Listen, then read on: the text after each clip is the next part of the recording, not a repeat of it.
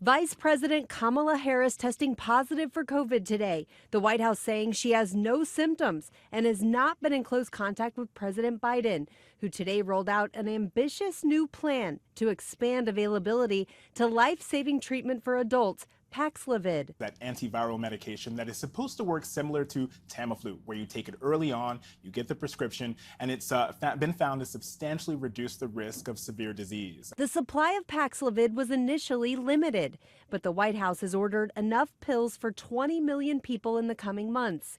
President Biden wants to reassure doctors that there is ample supply coming and wants to distribute them directly to pharmacies to boost the availability, similarly to how they did with the COVID-19 vaccines. I think that it would be helpful to provide this to communities, especially those who may not have access with these federally funded outreach programs where patients can get their prescription and talk to a provider. The CDC says 3 in 5 people in the U.S. have already had COVID.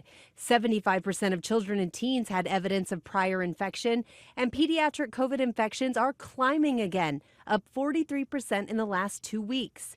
But there is some good news for parents in the pandemic. The FDA authorizing the first COVID treatment for children as young as 4 weeks old, the antiviral drug remdesivir. Those kids under the age of 5 don't yet have an approved vaccine.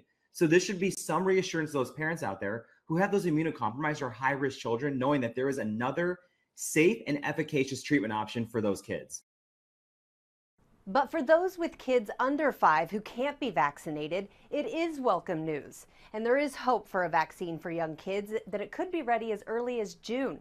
That according to some in the Biden administration. Rhiannon Alley, ABC News, New York.